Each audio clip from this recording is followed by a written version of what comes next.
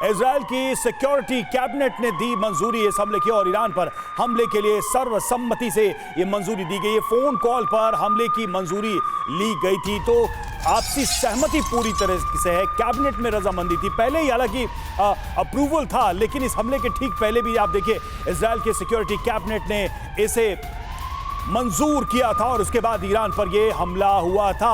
Singh sir, एक सवाल यहां पर यह उठता है, सबसे अहम बात यह है कि 100 फाइटर जेट्स का इस्तेमाल किया गया। पहली बात तो ये, आप इस अटैक के नेचर को कैसे देखते हैं? यानी कि इससे मिसाइल फायर किए गए, बॉम्बिंग की गई, इस वजह से नुकसान बड़ा हुआ होगा जिसको ईरान नहीं कह रहा है, क्योंकि मिसाइल हमले होते तो शायद डिफेंस सिस्टम काम करता, जैसा कि 200 मिसाइलों को इस्तेमाल किया गया इजराइल के ऊपर, लेकिन उसके डिफेंस सिस्टम ने उन मिसाइलों में से ज्यादातर को नाकाम किया, यह दावा किया गया। इसके नेचर को आप कैसे देखते हैं?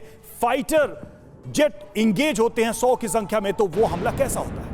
देखिए, बिल्कुल ये स्टैंडर्ड एयर अटैक का प्रोफाइल है जो एक बड़ी ताकत यूज़ करती है। सबसे पहले तो मैं आपके जो करस्पॉन्डेंट हमारे साथ बैठे हैं मनीष जी और सुमित जी, उन दोनों का मैं धन्यवाद करना चाहूँगा। उन्होंने पूरी एयर अटैक की प्लानिंग कैसे हुई होगी, क्या क्या हुआ होगा, बड़े अच्छे से समझा दिया। मैं फिर से उसको बता, हम ये जो ऐसे अटैक किए जाते हैं उनको बोलते हैं COAP, comprehensive offensive air package, जिसमें जो है 30 से 40 जहाज एक साथ जाते हैं, जिसमें फाइटर जहाज होते हैं, इलेक्ट्रॉनिक जैमर्स होते हैं, डिस्ट्रॉयर्स होते हैं, और उसके साथ साथ उनको ऊपर से कंट्रोल किया जाता है एवैक्स के द्वारा, एयरबॉर्न वार्निंग कंट्रोल सिस्टम, और रिफ्यूलर्स भी लगाए जाते हैं, जैसे अपनी आवाज़ में बताया कि शायद USA के रिफ्यूलर्स थे।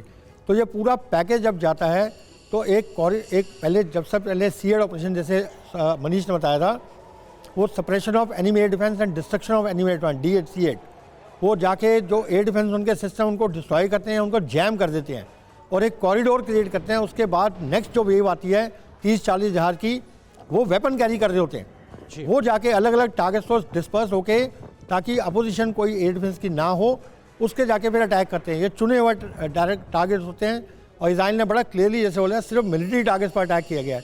तो जो वेपन कैरिंग कैपेबिलिटी इजराइल की इस समय है, मैं आपके दर्शकों को बता दूं, F-16 जो है 8 टन बॉम्ब लेके जा सकता है और F-35 जो है वो 16 टन वेपन लेके।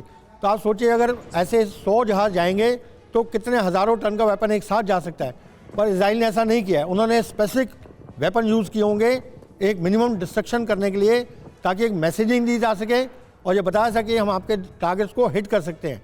तो ये जो पैकेज है जितना किया गया है, इसमें मैं बिल्कुल आपकी बात से सहमत हूँ कि अमेरिका का पूरा सपोर्ट रहा होगा, चाहे एवैक्स से रहा हो, चाहे एयर टू एयर रिफ्यूलर से रहा हो, चाहे जैमर से रहा हो, या सैटेलाइट लिंक से जैम किया हो, बड़े सारे इसके कंपोनेंट हैं।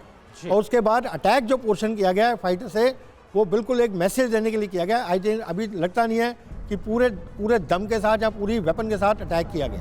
बिल्कुल, यानी अमेरिका के इन्वॉल्वमेंट के साथ ही इस हमले को अंजाम दिया गया, ये इशारा साफ तौर पर साफ है।